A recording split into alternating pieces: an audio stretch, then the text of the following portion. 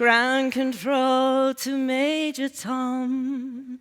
For here am I floating in my tin can, far above the world.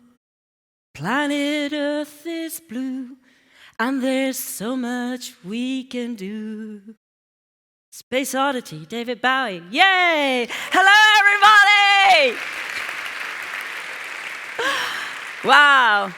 Hello, everybody. Let me hear humanity in this room. Woo! Wonderful. Wow, I'm so honored to be here. And thank you, Leila and Chris, for inviting me. And excuse me if my voice gets hoarse, because I just flew in from Geneva late last night, being part of the Avatar X Prize Summit and the AI for Good Summit at the UN. And after this, I have to fly straight out there. So I'm very excited to be here. And yes, you could see that my topic is about becoming a multiplanetary species with exponential technologies. But before we do that, I saw you all doing the jiggly wiggly dance. And it's been like, I don't know, an hour and a half, and we've been sitting there, and I know you've been engaging with those wonderful speakers, but I would like you to do something, because I am very grateful to be here, and I want us to say thank you to Leila and to Chris for curating this awesome summit. So what I would like you to do, and by the way, I was a singer before I became a Martian, as they would say, and so I have a very loud voice. And what I would like you all to do is to, let's break down the roof. I would like this half, we say section A, and this half, section B. And when I say 1, 2, 3, section A, it's going to go SU Nordic, SU Nordic, SU Nordic 3 times. And then section B, you're going to say, when I say after 3, you're going to do the same, right? We have a competition, because I like competitions. I'm going to say, who's the loudest to say SU Nordic, SU Nordic? And this is all for Chris and Leila, because you're awesome people. So are we ready? Yes, okay, section A. Halfway down here, your section A. After 3, SU Nordic, SU Nordic, SU Nordic 3 times, as loud as you can. So let's get up and up, yes. All right, after 3, ready, go. SU Nordic, SU Nordic. Wow, that blew me away. All right, nice, section A. Right, section B, up we get. Very good. Don't you love this? Okay, it's an incentivized competition, and what you get is to go to Mars at the end. All right, section B, I know you can do better. I know. All right, after 3. 3! Come on! Oh, yes! Awesome! Give yourself a round of applause, and thank you, Chris and Leila, for this awesome summit. All right, now, thank you for being the human species, and now will allow me to go into my talk about becoming a multiplanetary species with exponential technologies. So, I have to take a breath myself. I love this statement. Gene Roddenberry. Who knows Gene Roddenberry? Shout it out. Whoa, am I really that old? Gene Roddenberry is the creator and the pioneer and visionary of the original Star Trek series. And who here has seen Star Trek? Yeah, woo, right. But this statement, I'm not going to read it out, because I was going to memorize it, but just flying backwards and forwards and jet lag. But you read it. But ultimately, this statement he made is really about us as an individual, as a human being, and our relation to the universe. That we are part of the universe already. And that we should remember that, and we should be cognizant of that, and we should work together to ensure that this separation of mind and thought of us on planet Earth, which, by the way, is spaceship Earth, that we're connected to the universe. And this is kind of, I think, the theme thread through my discussion, becoming a multiplanetary species. So, let's talk about it. Because there are people, even here at the conference, that I met today say, why do you want to get off Earth and become multiplanetary? What's the point of that? We have so many problems on Earth. Why do we want to leave Earth? we need to address the problems on Earth, what they say to me. And I say, that's interesting. That's okay, because that's your thought. But I believe, for me, that to do space exploration, it's really also about trying to improve life on Earth, to improve the quality of life for billions of people on Earth. That's really ultimately what I feel that space exploration is about.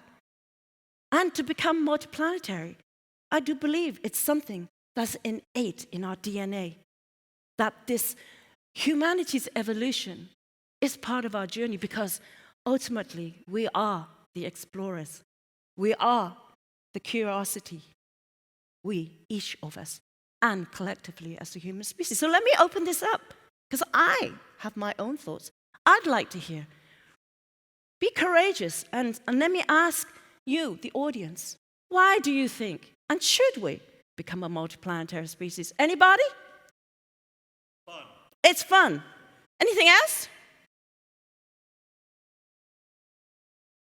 Right? Okay, so let me ask another question. What's the rationale to you to become a multiplanetary species? No taxes. No taxes. Oh, that's great. I love it. Yeah, right. I come from America. I know about the taxes. Okay, what else? What's the rationale? Plan B. I like that. Discover the unknown. So many reasons why. And each and every one of us have our own objective, have our own subjective answer or feeling. Because it's very, it's very human for us to say, do we want to become multiplanetary? Do we want to leave Earth? For me, I have always wanted to travel and travel beyond the borders, right? I'm that older, I'm going to tell you. I saw Neil Armstrong step on the moon 50 years ago, because this year is the anniversary of the Apollo human landing on the moon. Just think about that. 50 years, half a century ago, we had humanity step foot on the moon. And I saw that. Not only, and it's just incredible that 50 years ago I saw that, and here I'm standing on stage talking to you about becoming multiplanetary, because it inspired me, it motivated me, it drew the passion. And I think ultimately that's what it is. Something in your life journey that allows you to find that vision, to find that passion, right? And that will drive the momentum and the direction of your life experiences and where you end up. So, see, I'm not the only one talking about it. The space agencies already have plans for us to move beyond Earth's border. We're all in their, we all know about the International Space Station on low Earth orbit. That's there. We all know about that. But we need to move further beyond. So, we know that within the next 10 years or so, we'll actually go back to the moon, but for good. And that's the key. It will be permanent. Humanity will become a multiplanetary species. And then, using that as your stepping ground, as your proving ground, to allow us to test the viability, the feasibility, develop the technology, and all the EGs, to be able to allow us to go deep space and then onto a real planet, because the moon is not a real planet per se, to Mars, and within our lifetime. So, because we're a singularity, we're the community of singularity, we always hear Dr. Peter Diamandis talking about the moonshots. And it's brilliant, the moonshots. But I would say to you, let's also add the Mars shot, because I'm an advocate of humans to Mars. The Mars shot. But here, it's just giving you some, timeline of where these Mars shot visions will actually manifest in reality and within our lifetime. You could see that if we had the finances, of course, but if we had the collective human, agreement that we become a multiplanetary species, we will do it. And we will actually be able to land on Mars within our lifetime and settle on Mars. That's, hopefully, I could get to see that too within my mortal life. That'll be a full journey. So, and this is really what it's about. Space exploration is about innovation. It allows you to think out of the box. It allows you to innovate. Because why? Because space is still the unknown. It doesn't have the set parameters, except, of course, the law of physics that you have to overcome. But the whole point of doing space exploration is not about leaving planet Earth. In fact, it's quite the contrary. It's about improving life on Earth, because on that journey, when you're innovating, when you can be creative, when you can use your full imagination, right? The technologies, the new paradigms that you construct during that journey allows you then to apply to improve life on Earth for billions of people. And that is what I'm truly passionate about. Of course, if I had the chance to go to Mars, I would take that journey. But ultimately, really, that's what it's about, right? It's not about leaving Earth to its ultimate doom, as they say. But I never subscribe to that. Because for me, I am the optimist. I always try to find the silver lining in every problem, in every scenario, in every challenge I'm confronted with. So, let's talk a little bit about my company, Mars Academy USA, Space Surgery Institute, and what we do. Because I'm really interested about constructing the new way that we learn, and it's experiential learning.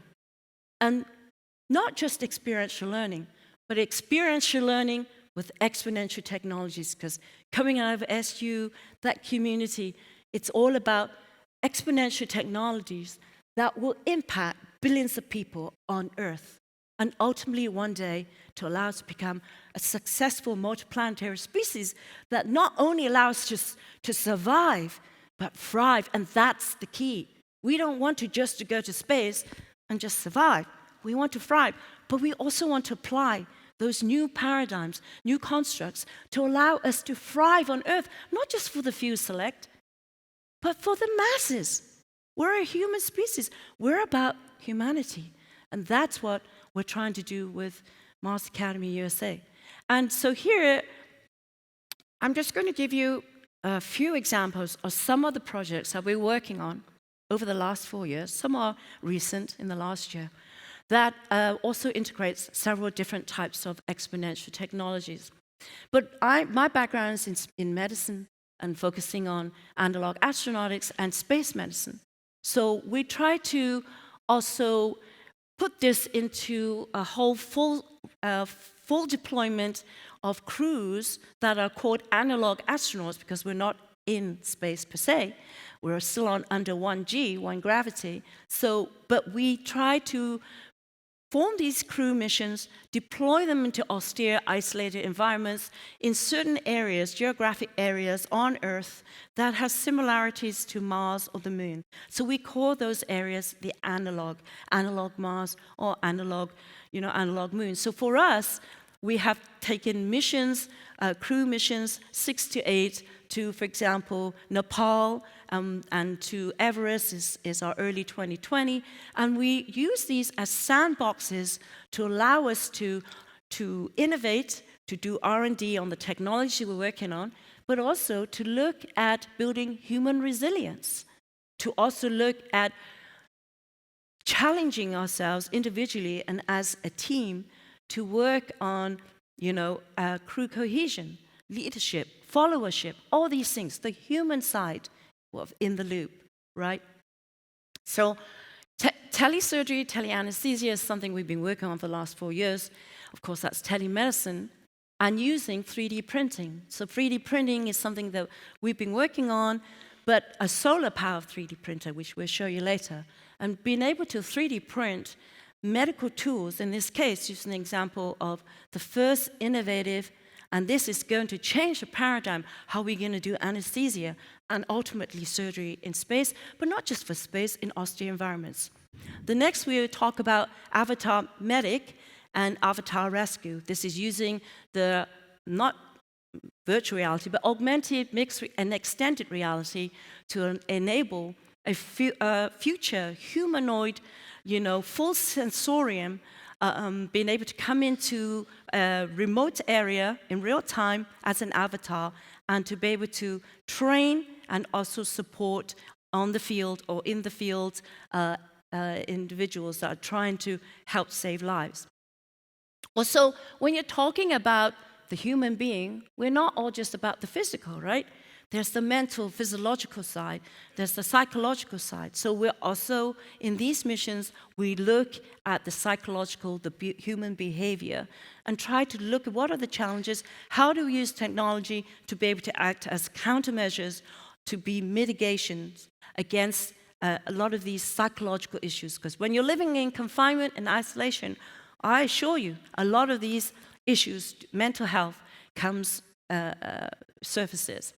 And then, of course, being able to use art as a way, because it's part of our humanity. Art, the art, the culture is our identity as a human species. And we, if we are to become multiplanetary, we want to bring that along with us. But also, art and culture can act as a countermeasure. So, let's talk a little bit about analog astronautics. And this is what I'm so passionate about. It's really about trying to bring human beings, put them together in a real, in a setting that allows them to work together, to allow them to find solutions to challenges, to be able to also use it as sandbox, to be able to develop technology, to iterate, to do longitudinal studies, that's the academic side, collect data, to optimize, and so on and so forth. But here you could see that recently we went to Nepal. This was at 10,000, 12,000 feet in the Mustang area in Nepal. And we actually have a very specific track called the Mars Medic track. And this future vision is really, if you have humans in the loop, whatever you do, you have to realize that there's going to be accidents. And you better have the medical interventions, the protocols and procedures in place before you bring humans anywhere to extreme environments in space, on Mars, or here on Earth. So, this is what we did, what analog astronauts are, and this is a crew, specifically crew 001, up in Nepal, and we're going to deploy again in September to 16,000 feet to Upper Mustang, and to Everest in early 2020, and to Antarctica in late 2020. But during these missions, we actually do a lot of this work. So let me talk to you about one of the, I think this is a 4-year, and it's an ongoing longitudinal project, is to train. And this is important, right? The question we're trying to address is, can you train non-medical personnel to perform basic medical procedures in austere, isolated environments, right? Then you say, well, okay, that's good for space, for astronauts, but think about it. You think about all the isolated populations in the world, right? Or if there was a disaster and you're cut off from resources and support, then what do you do? And so this is kind of a question we were trying to answer, is can we train non-medical personnel as well as medical personnel to be able to conduct basic surgery, anesthesia in this setting. And this is one of the first projects we did in Antarctica, the medical team in Antarctica, and with the crew at Mars Desert Research Station, which is in Utah, United States. And the crew at the Utah, United States station were all non-medical crew.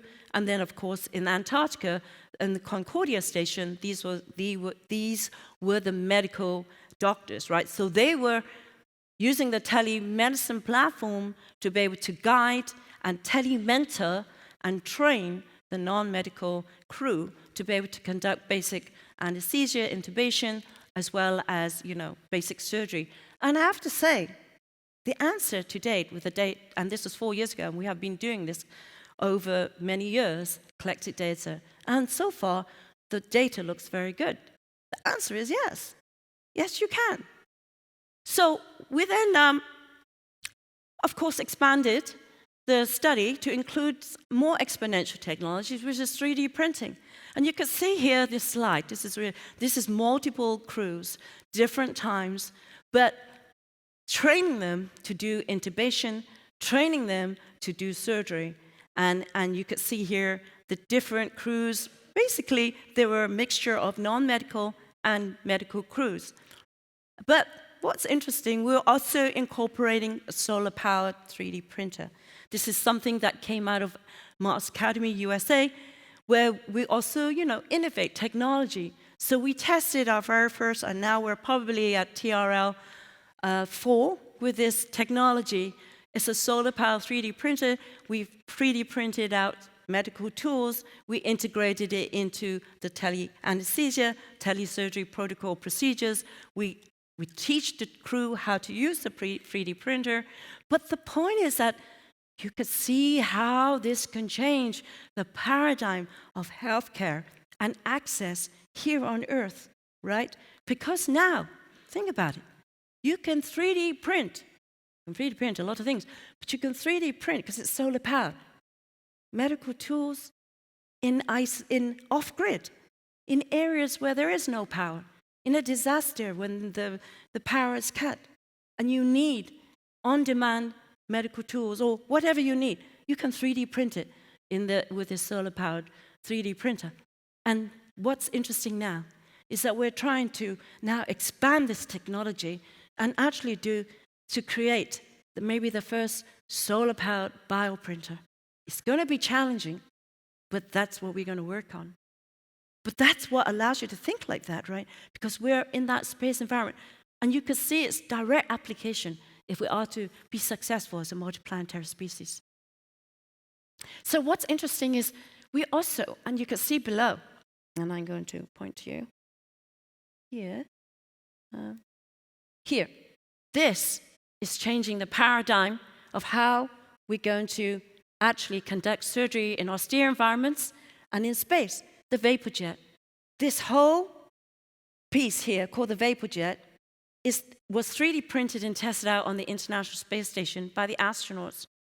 You email the files to the 3D printer, it prints it out in all these pieces, you assemble it. It's the first device that's 3D printed. It's the inhalation anesthesia device. This is revolutionary. This is literally going to change the paradigm how we are going to be able to not only conduct anesthesia and surgery, because you need to put somebody to sleep if you conduct surgery, so also in areas here on Earth where they don't have access to surgery and anesthesia, where it's too expensive, or because they don't have the resources to have access to the equipment. Now you can 3D print the parts out, and you can have the Vapour Jet when you need it on demand, and then you'll be able to do anesthesia, and then you can conduct your surgery.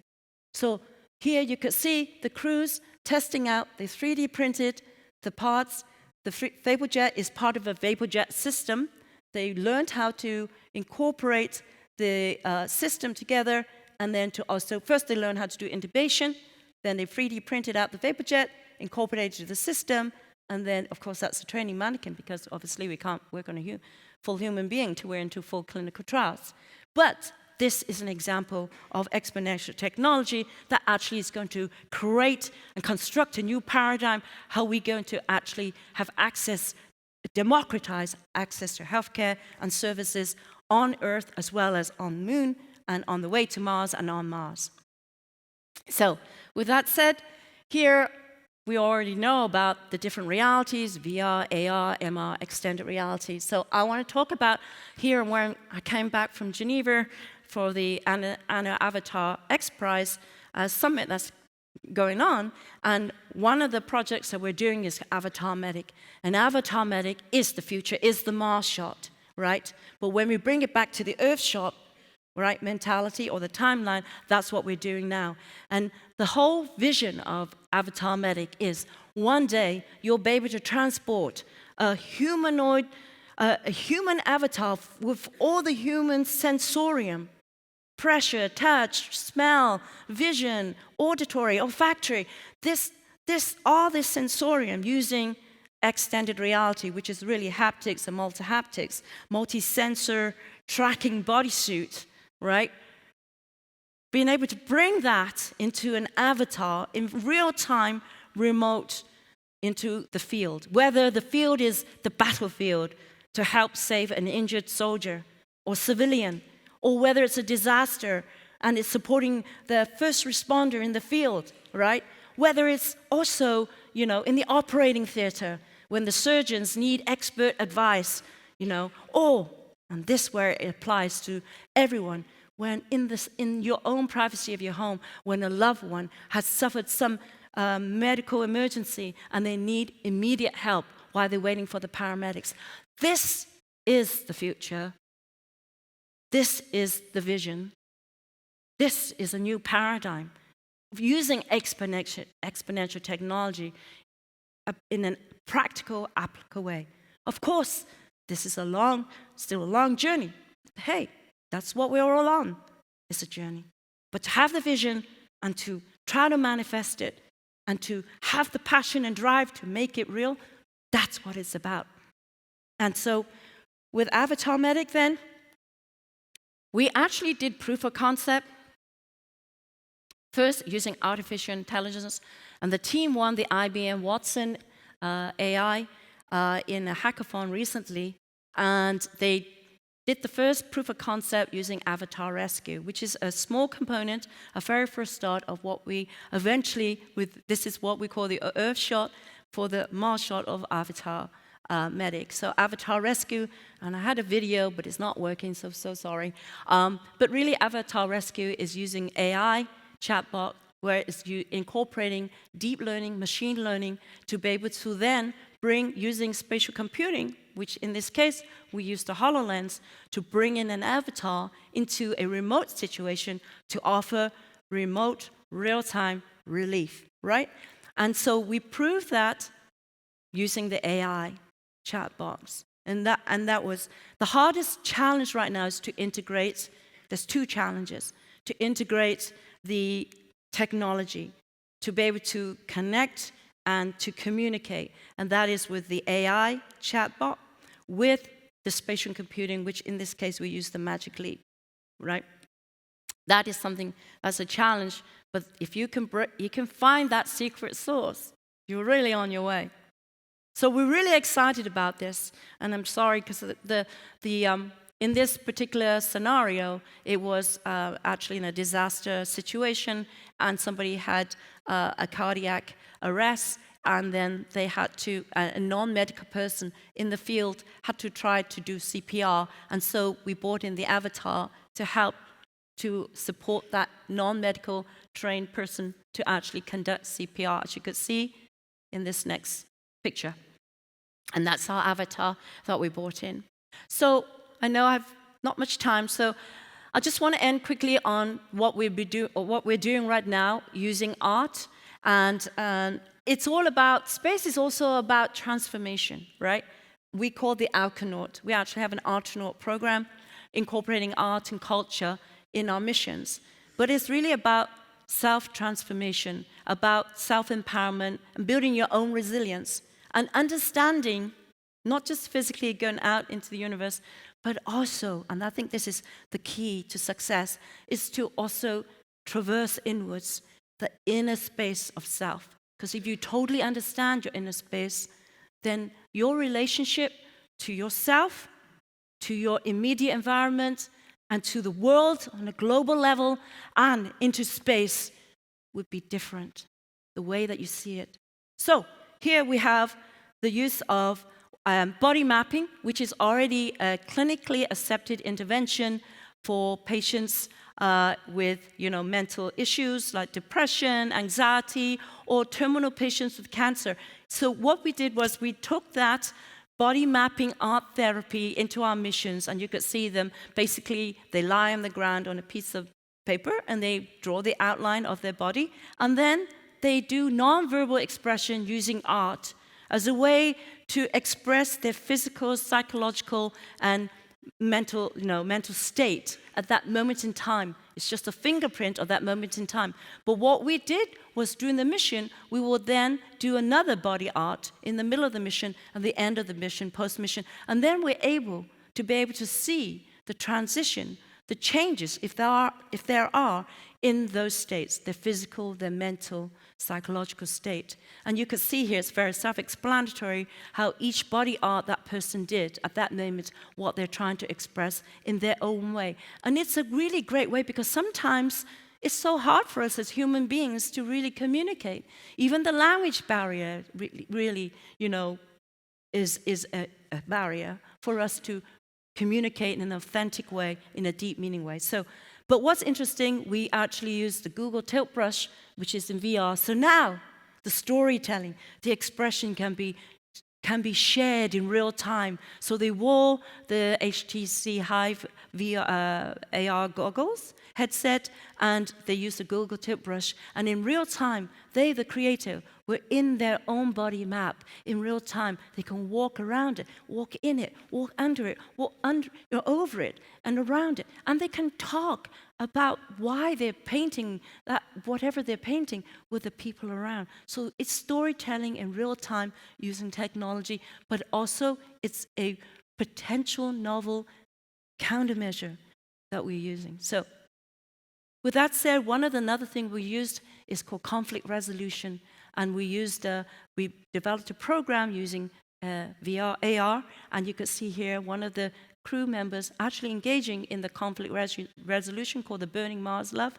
and being able to interact with the avatars in the program and learn about different ways to resolve conflicts. And I assure you, in isolation confinement, a lot of conflicts arise. So you try to mitigate it by putting them through a training program to understand, what are your options, what are your choices to prevent escalation, of conflicts within that environment. So with that said, I'm going to go, I want to end on this.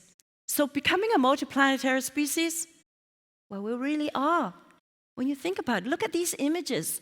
When we look back at our pale blue dot, or that iconic picture of Earthrise, right? When the Apollo astronauts look back at Earth, the pale blue dot. Look at those images from Mars at Earth, from Moon at Earth, and then low Earth orbit, LEO, on the International Space Station. When you look at those images, it really makes you see that we're already spaceship Earth. Basically, we're already an interplanetary species. But it's just this disconnect that we have. And then I guess, maybe that can change. I hope it does. So I want to say, dream the impossible. Believe in it absolutely, because the impossible can be possible. And thank you very much. Namaste.